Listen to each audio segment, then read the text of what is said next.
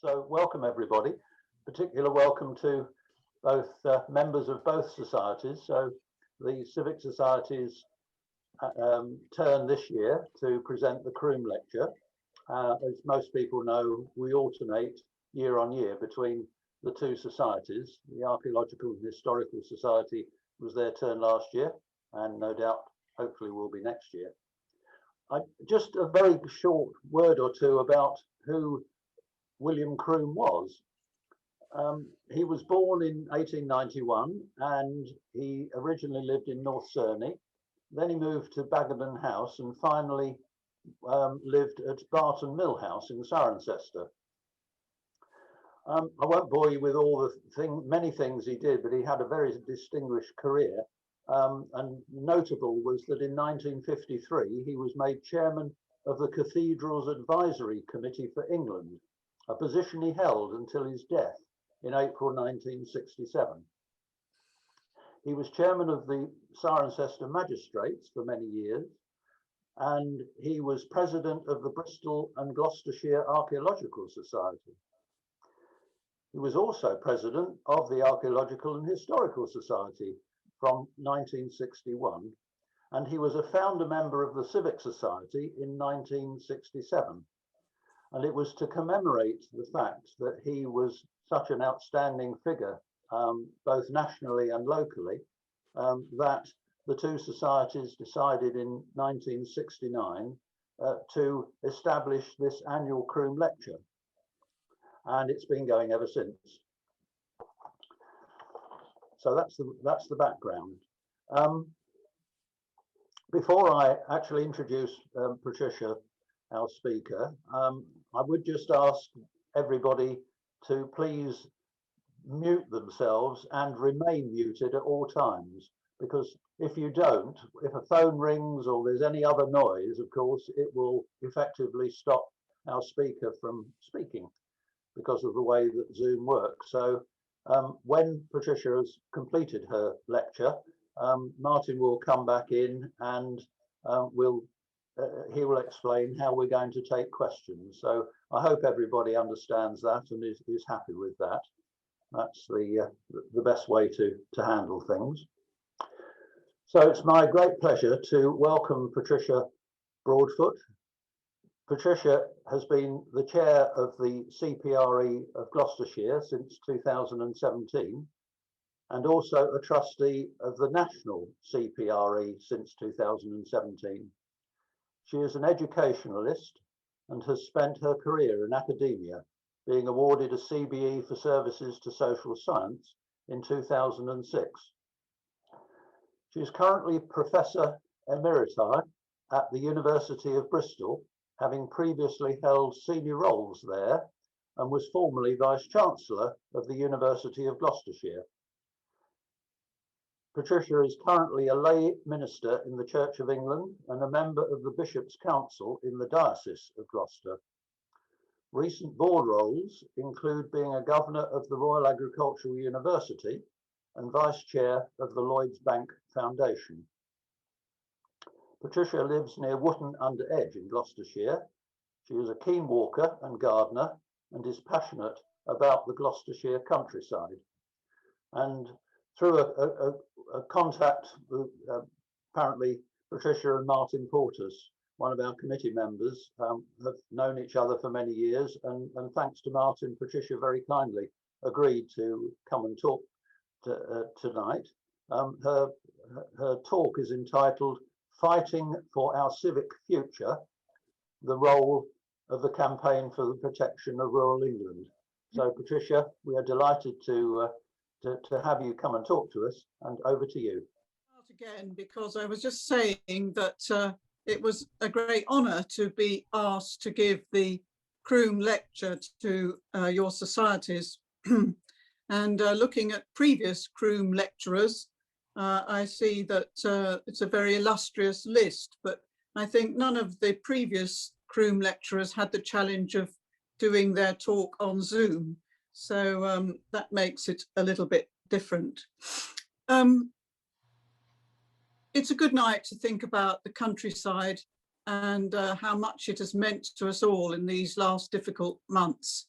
and how we've enjoyed getting out there and being in it. I want to start with a personal anecdote. Next slide, please, Martin. This is a picture of Cirencester Youth Hostel.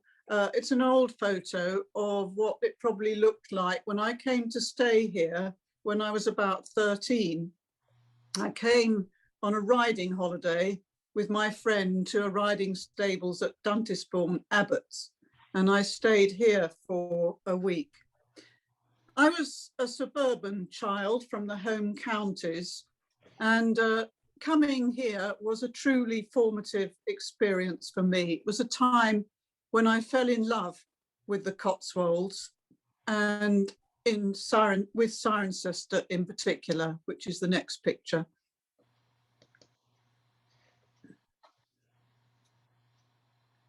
The wonderful mellow tones of the building. So this is the countryside of Gloucestershire, which you can see. And I vowed to myself, even at that tender age, that one day I would live in Gloucestershire. And I'm delighted that that came true. And I have lived in this county for nearly 40 years.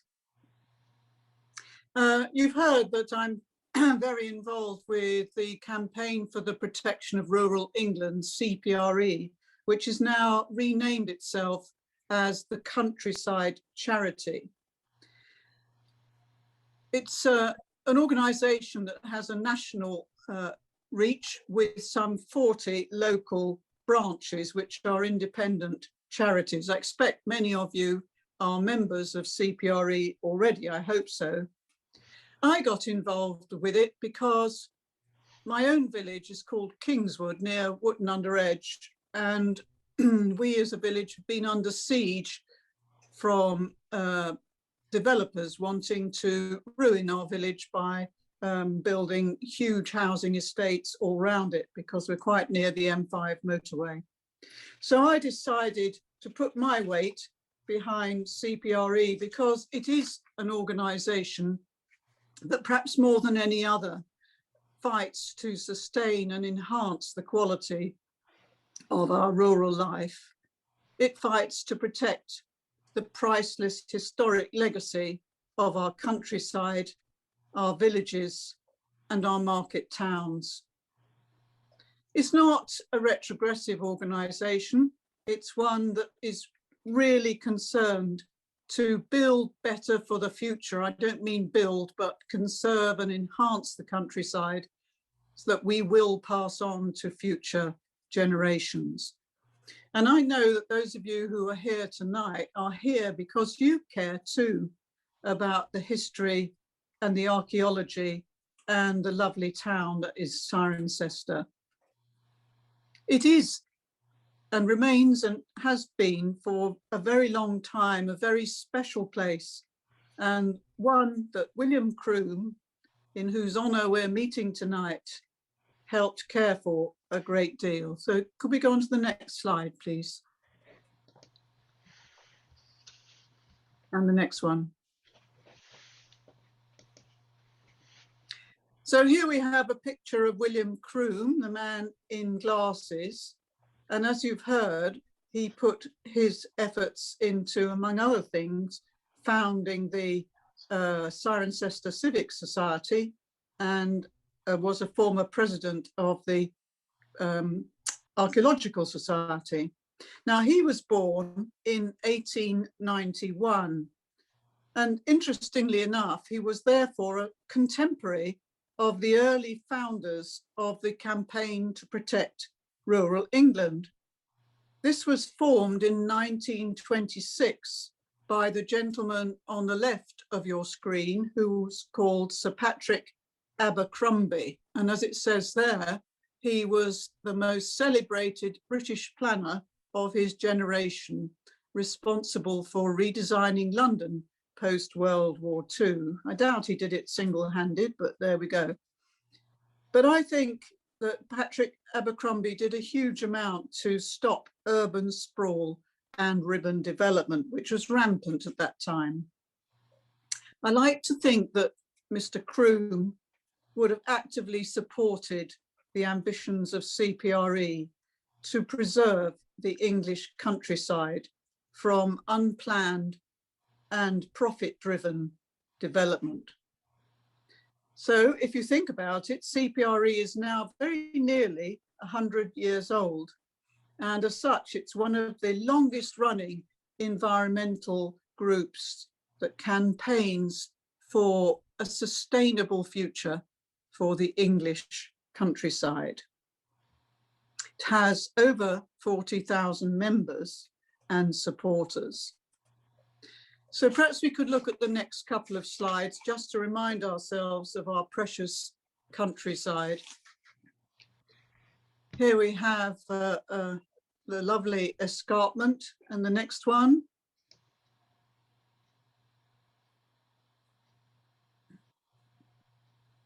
I chose this picture because it illustrates farming, and it's such a central part of what goes on in our county. And it's important to recognise the contribution that our farmers make to the landscape that we see around us. Next one, please. And there is a wonderful settlement that so entranced me when I first came to the Cotswolds, the villages and little towns.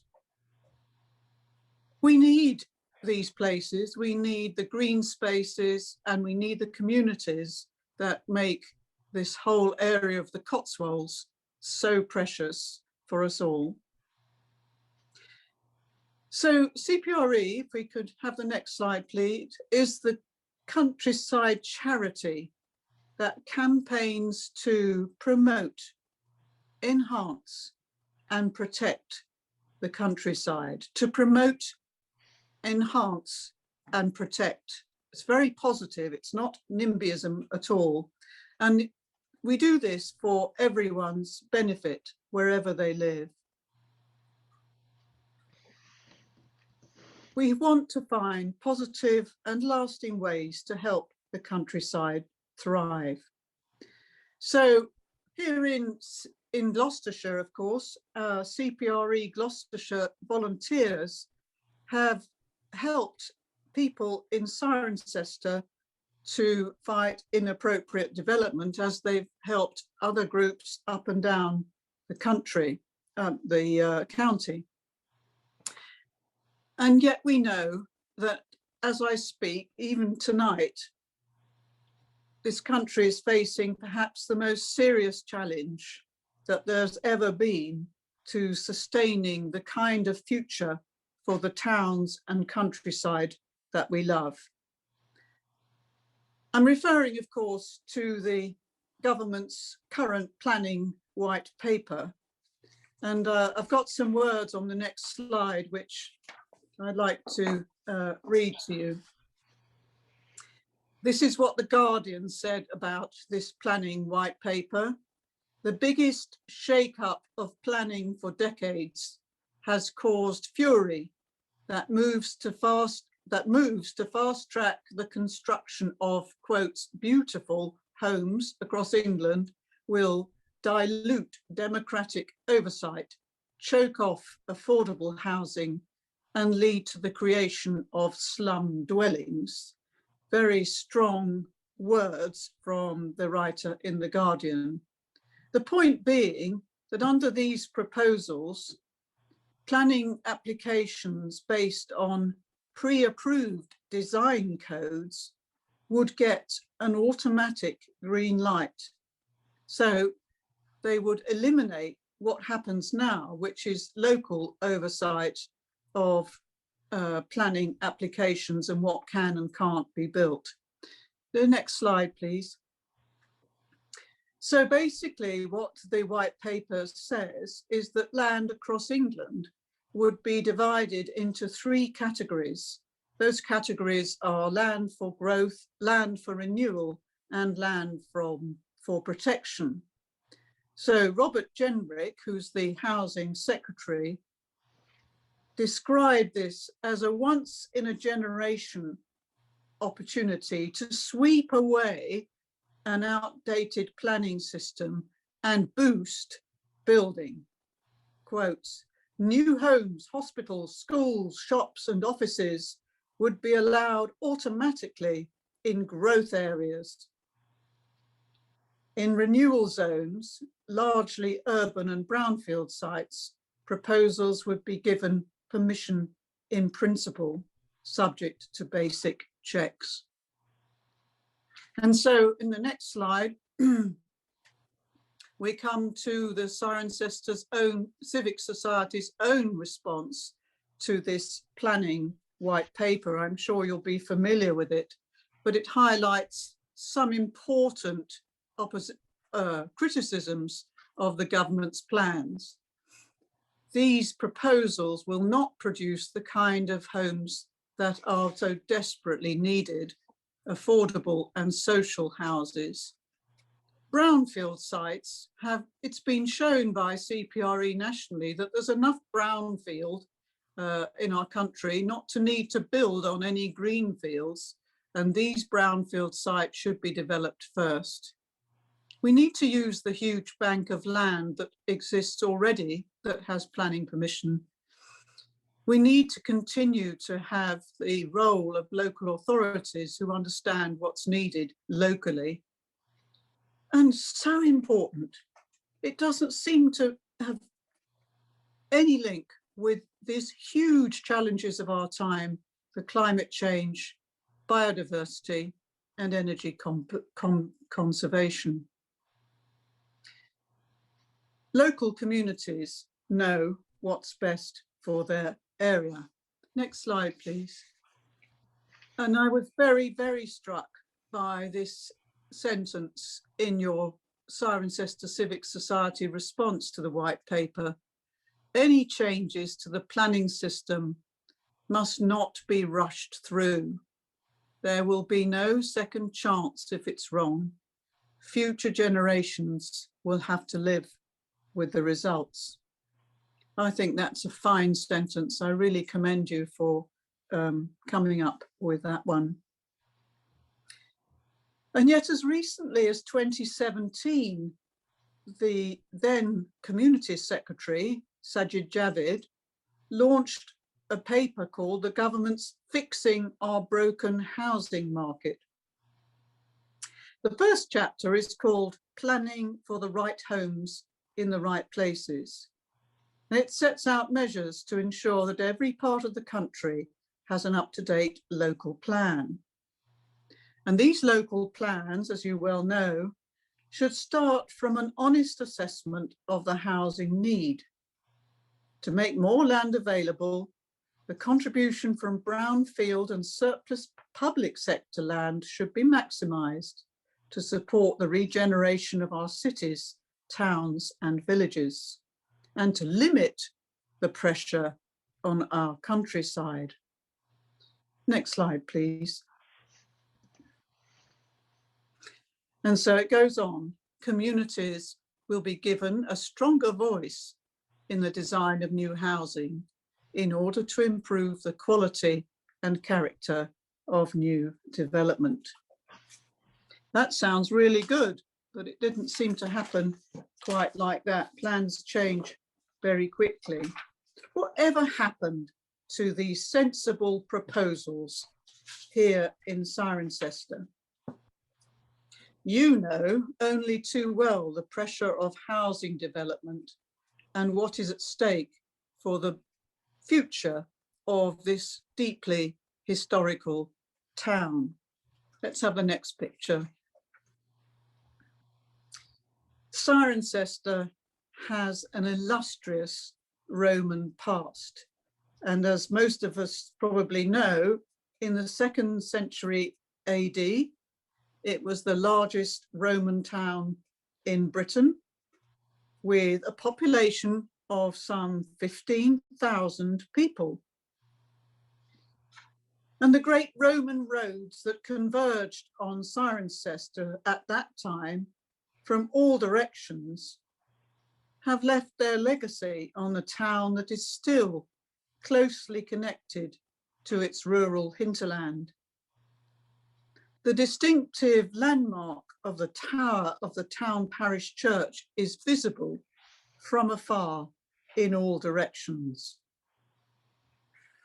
And again, referring to the Civic Society's own words on its website, the streets and parklands are rich in architectural treasures, not only of Roman times, but of the medieval, Georgian and Victorian eras. Next slide, please.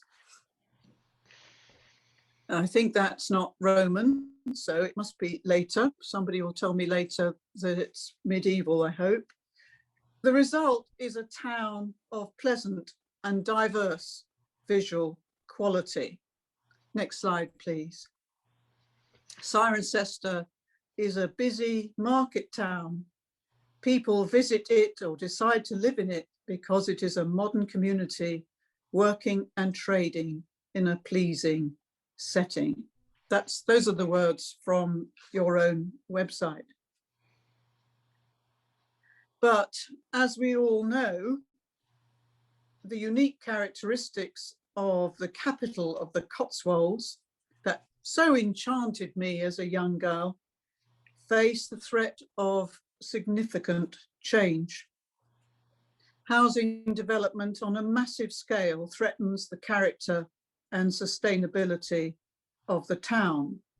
And this is because, as you know, when the government imposed huge housing number targets on Cotswold District Council, the council decided to locate the majority of the new homes that were required here in Cirencester. And you'll perhaps know too that the volunteers from the South Cotswolds district of CPRE helped you fight for at least the right infrastructure, for green spaces and for houses that would be as ecological as possible. I mentioned Cirencester, but of course it's not just Cirencester, it's happening up and down the country. It's a problem that local CPRE volunteers are fighting all across different counties to stop, not development at all, but to stop inappropriate development and instead promote good quality housing where it is needed and wanted by local people. And we have a CPRE phrase that we repeat often: the right homes in the right places. And typically, these are, of course, affordable, social rented, and responsive to locally determined needs. Next slide, please. This is a picture of Lewiston Mill at Brimscombe, and I chose it because it's one of the developments from obviously an old mill into new housing, which won an award from CPRE as an excellent example of development. It is time for a new vision to guide future development. And I'm really delighted that I can refer you to the fact that there is one. And as recently as the 14th of January this year, CPRE joined with 18 housing, planning, transport, environmental, heritage, and public health organisations to urge the government to rethink major elements of its controversial planning proposals and to work with stakeholders to deliver a planning system that puts people, climate, and nature at its heart. This alternative vision for vision for planning was launched at a high-level event attended by the Right Honourable Chris Pincher MP, Minister for Housing, and the government's Chief Planner, Joanna Avery. Next slide, please. So this is the core of the alternative vision that all these organisations were putting forward. And I hope you would feel that these are good elements of an alternative vision, putting the local community at the centre, having sustainable development at its heart, delivering quality, affordable homes that meet local needs, helping to tackle the biodiversity and the climate emergency, and so important to ensure beautiful places in keeping with local character, protecting our heritage, enhancing our green spaces, making the best use of previously built on land, and so important, encouraging sustainable forms of transport. Interesting, since this vision was launched, it's also the Archbishops of Canterbury and York have also launched their own new housing vision, which has many of the same themes to it around community and sustainability and protection of our heritage. So next slide, please. So thinking about what was launched on January the 14th, I've come up with 4 principles to guide future development. These are not official, these are simply my 4 principles, and I hope to get your views on them later. The 4 principles are conservation, community, connectivity, and creativity. So let's start with conservation. Let's have the next slide, please. Here's Cirencester again, a different view. But we do need, in terms of conservation, to identify and cherish what is special about our historic communities. It's not about just the streets or the lanes or the vistas or the green spaces, but it's everything that goes together to talk to us of past ways of life. And of course, the archaeology, that priceless asset that can teach us so much and cannot ever be replaced. You have a very historic abbey of some 900 years old. I also live in a village where we have the ruins of a Cistercian abbey, which is about 600 years old. And we only have a tiny element of that abbey left because even as recently as the 1960s, bits of it were being knocked down. So then we come to community. Next slide, please.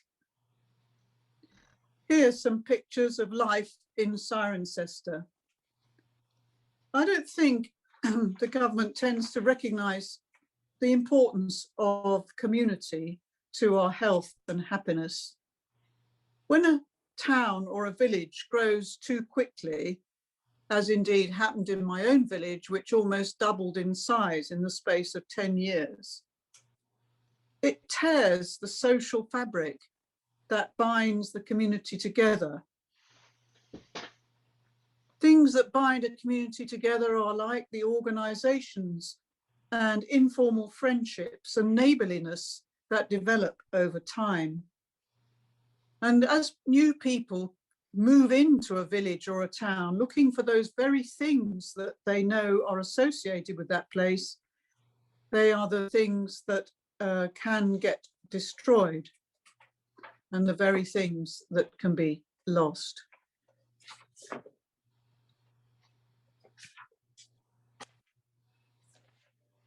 And so we go to my 3rd principle, which is connectivity. And the next slide, please. This is a rather challenging picture, which the detail of which is not particularly important, but it just suggests, this comes from the city of Melbourne, actually, in Australia, and illustrates how you can design a community in which all the things that need to go on, like schools and shops and parks and people being able to go from one part of the community to another on foot, is so incredibly important. Communities need to be designed for connectivity, not, as so often happens, huge clumps of houses detached from their host community. There's growing evidence coming from Australia as well as other places for the so-called 15-minute neighbourhood, where all basic facilities such as shops, medical facilities, schools and pubs are within a 15-minute walk. That's good for everybody. It's good for the planet, it's good for people, and it's good for community. And lastly, we have creativity, and perhaps we could have the next slide, please.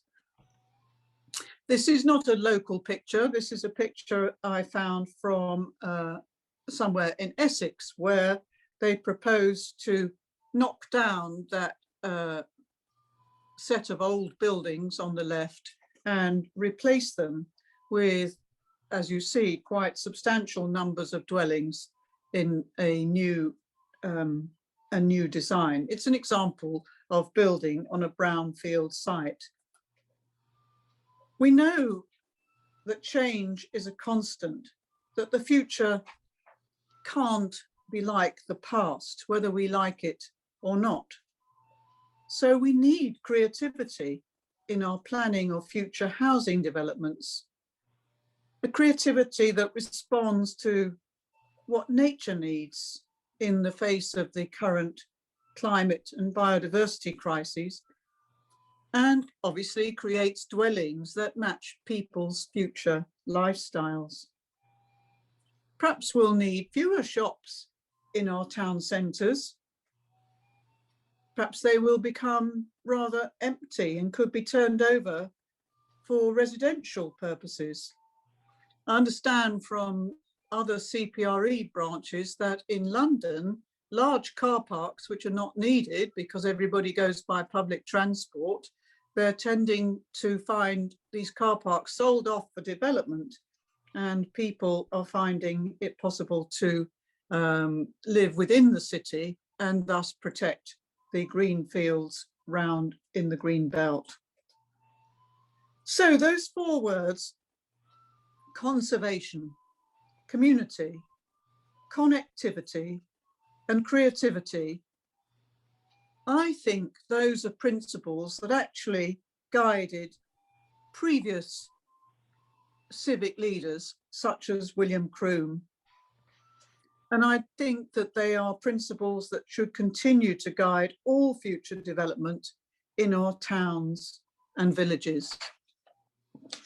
You know, I'd love to think that when if my little granddaughter Evie, who likes horse riding, if she were to come to Dunterspawn Abbots on a riding holiday in years to come, I'd like to think she would also fall in love with the beauty of Cirencester, that she would also find the same magic in the town and its rural setting that I found all those years ago.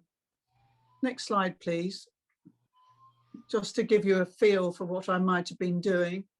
So I want to say to everybody here tonight in the Cirencester Civic Society and the Gloucestershire Archaeological and Historical Society, sorry, that should be Cirencester, I think, Archaeological and Historical Society, I would like to say, personally, a heartfelt thank you for all that you do as members of those associations to help preserve our wonderful countryside and this beautiful town. I'm absolutely certain that William Croom would have approved.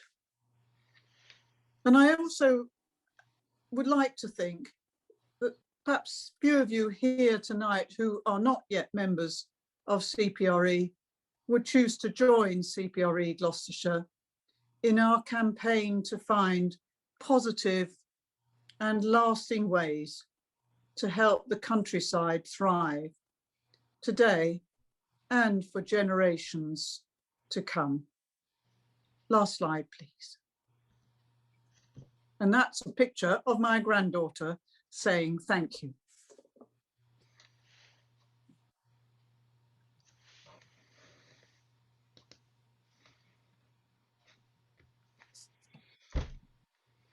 Well, Thank you very, very much, Patricia. I'm now going to hand over to Martin to conduct the questions session. So, Martin, over to you.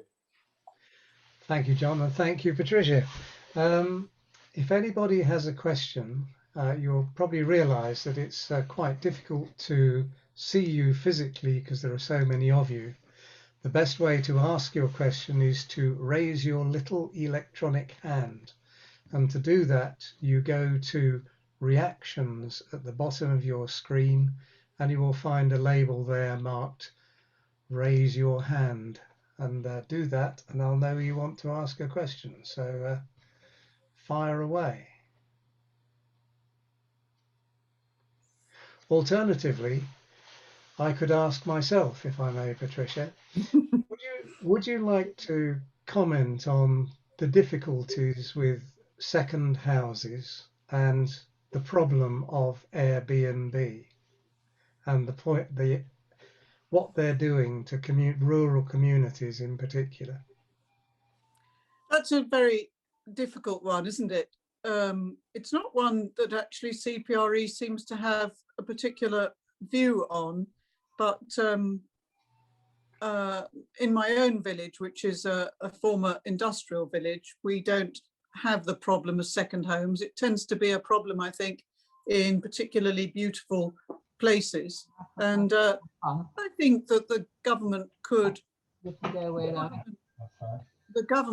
do more in terms of taxing second homes and so on, in order to, because as you're intimating, I think the huge problem is that local people can't then afford to buy properties near where they live. I would like to thank Meg Blumpson, who's put some words in the chat to tell me that the picture I showed is part of the Abbey, but is now almshouses in Cirencester. So thank you, Megan. Hello. Right. Tom and Hazel, you have a question. Could you unmute yourself and ask it? Yes, thank you very much. It's very much in line with what local friendly communities need and the space we need, and all power to you. But what can we do? Because I can remember two things that come to mind. About 25 years ago, we had the chief planning officer from Gloucestershire talked. So it's not the present one, so I'm no names, no pectoral. But he said that we're under dreadful pressure in Oxfordshire, Gloucestershire, Somerset and so on, because London is now 60% foreigners who do not realise what is happening over here. And the government, of course, responds to London pressures, and they force all these houses on us without producing extra roads or sewers. In the case of Cirencester, we've got sewage overflow because a system that was built for 8,000 people has now got 20,000 in it, and they propose to put another 8,000 in it. What can we do to help your society? And because we seem to be powerless here, even our council seems to be powerless. Thank you.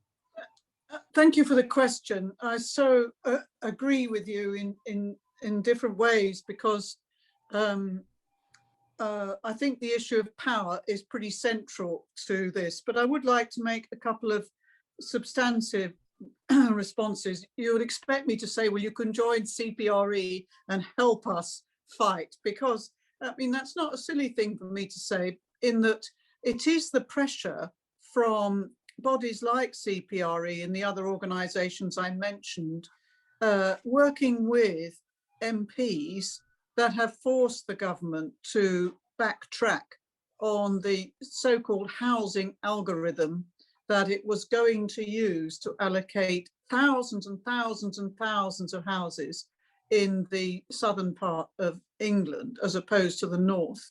And about 60 Conservative MPs were really, really concerned about their constituencies, and they put pressure in Parliament on the government, and that algorithm fortunately has now been abandoned.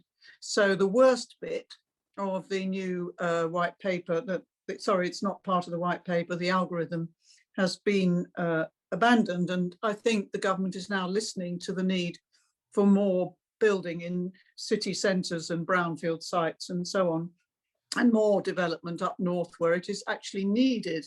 But the other thing I would say to you as well, before I can try and answer your question more specifically, is that CPRE Devon had a big article in their local newspaper last week, because they have shown with calculations they've done that they've actually built far more houses in Devon in the last 10 years or so than they were actually required to do.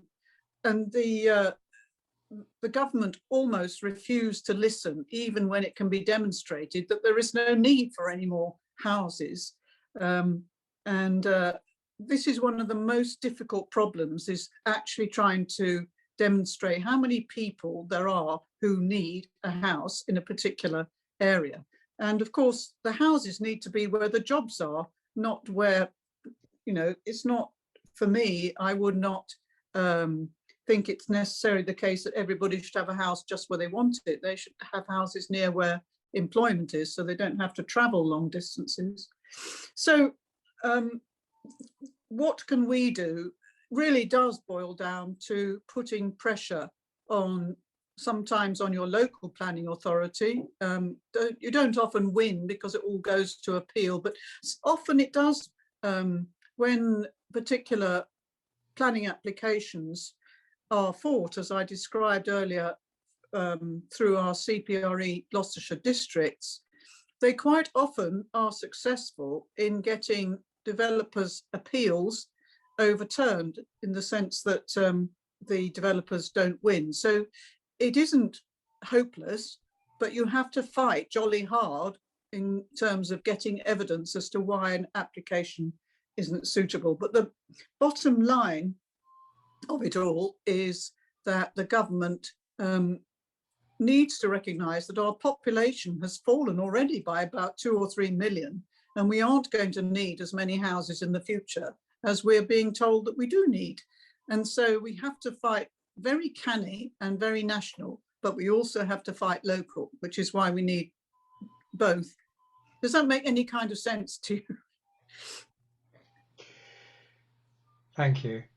Jane Gunner, you have a question.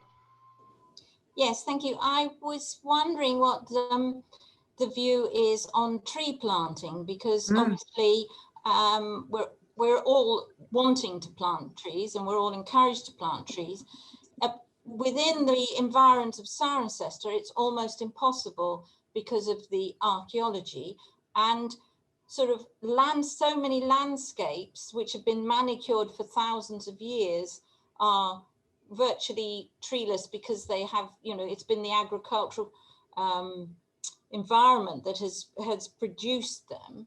Where do you stand on sort of replanting swathes of land?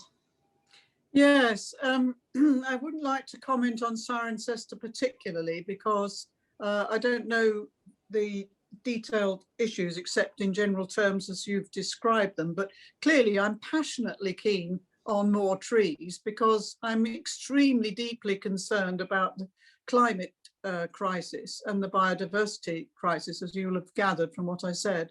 And tree planting is one of the best ways that we can tackle the carbon challenge that we're facing.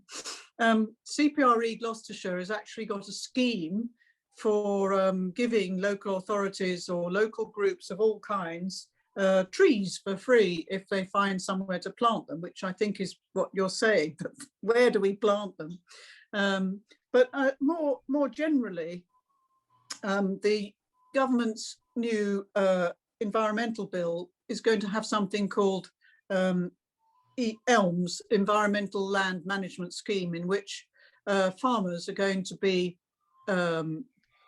paid, not subsidies, but rewarded for contributing to the environment. And I think that will produce a lot of farmers who decide that some of the land they've got is not worth farming if they can be paid by the government for putting trees on it. I don't know what you do about the archaeology. That's a very different problem, but there's an awful lot of land out there which is not archaeology across Gloucestershire.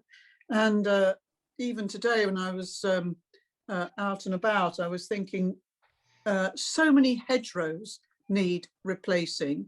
CPRE at the moment are having a very big campaign locally and nationally about working with the government, actually, happily, on trying to replace some of the hundreds of miles of hedges which were dug up under the subsidies that were around some years ago under the European Union. And I think where there was once a hedge, there can be a hedge again. And so even if it's not a tree in the sense that you might think of a woodland, it could be trees in the hedgerows and all the benefits of a hedge. Thank you. We don't seem to have any more questions, unless Yeah, somebody's got a yellow hand up, I can see. Peter Watkins is going to put a hand up. Unmute yourself, Peter, and ask your question. Right, hello. I happen to live in a small village just to the south of Cirencester with about 100 houses in it. Wow. And just across the what's called the Spine Road is a development that has 550 second homes or even rental homes. And over the years, it seems that more and more people have been allowed to live there permanently. And now we find, as we walk up and down the street, there are all these strangers walking up and down, and they haven't a clue who they are, and they're not really interacting with us. They're not even buying their food from Tesco's, they're bringing it with them in the main. This isn't just a problem with our village, but the whole of the Cotswold Water Park, which extends from here to Lechlade, about 20 miles away, which is made up of abandoned lakes. Many of them have got all these second homes on them too. It's a vast despoilation of the countryside. This is a comment rather than requiring you to actually say anything about it. So these rental homes they are explicitly built for that tourist purpose, are they? They are, yes. I see. Yeah, you've made me think about this actually. This issue of second homes. I'm as you'll have gathered, our preoccupation in CPRE Gloucestershire tends to be around housing developments, but housing developments for people to, ordinary people to buy and live in. But it seems to be the case from one or two comments that have been made tonight that you feel that the second home issue is a very big issue in your part of the world, and indeed, of course, other parts of the Cotswolds. I mean, there's huge pressures in some of the most beautiful towns and villages, isn't there? So, yeah, thank you for your comment. But, your point goes back to one of the points I was trying to make about community, that I have a term I like to use called social sustainability, because sustainability isn't just about the air and the water and the nature and so on. It's also about people and what makes life good for people. And there's plenty of research evidence that supports the importance of people living in a sort of community where, as you say, they might know each other, at least by sight. And in the countryside, that's one of the most precious things, I think, that we all value in villages and market towns. And so this issue of excessive tourism is really quite a problem. I'm sure in CPRE Cornwall, they know all about it. Huge problem down there, but of course their economy depends on it in a way that the economy of Gloucestershire doesn't. So it's a different set of issues. But what I will do is note this concern and take it away and think about it some more, because it's clearly important. Thank you very much. Yes, I think it's the social effects of second housing that are the worrying thing, rather than the houses themselves. Indeed, Anyway, yeah. any other questions? In that case, back to you, John. Thank you, Martin, and thank you, Patricia. I was particularly pleased, of course, that you made comment about our response to the white paper. That took many hours of thought and preparation, and I'm obviously personally delighted that you did approve, and I'm equally delighted to hear what you were saying about this new pressure that you and your colleagues are putting on the government in relation to the white paper and the possibility of rethinking their proposals. I've picked up on one or two other websites that there is certainly a bit of a rethink going on, and I think from what I can gather, you may know this, that a lot of the rural members of parliament have been pressurising their colleagues in the government, in the cabinet, to do something about it, because they're getting a lot of press going to their offices. Certainly, we submitted our response to Clifton Brown, our MP, and I gather he's one of the ones that are being trying to influence the decision, because it just is appalling. So, I mean, really, just unfortunately, we can't really give you a round of applause as we would normally do. So I'm really sorry that isn't possible. You would have had a thunderous applause, I'm sure, from many people, and in fact a bigger audience, because I think we're something over 50. But I mean, had you been in our actually live in a meeting, then we'd have probably had best part of 200 people. So I'm really sorry that it hasn't been possible for you to come and deliver this lecture live, as it were. But as you know, we are planning, because we're recording it, we're planning to make it available to a lot of people after tonight who haven't been able to get on to actually participate in this particular session. So once again, many thanks for the time and trouble that you clearly took in researching the lecture, and for giving it so brilliantly. And I'm sorry if I rather preempted you by the introduction I made about William Croom. I had no idea you were going to talk about him as well. So if I may just finish then by saying that our next lecture, Zoom lecture, is on the 15th of March, when Professor Mark Horton from the RAU is going to be talking about King Canute in 1020 and the connections with Cirencester, and that's going to be available to both members of both societies, and the RAU have got a license to take 300 people on their Zoom, so we haven't got any sort of concerns about the exceeding the maximum number that we did have for tonight. So a month's time, we will be going back to the Middle Ages, won't we? Absolutely. So thank you very much, and thank you everybody. Good night and sleep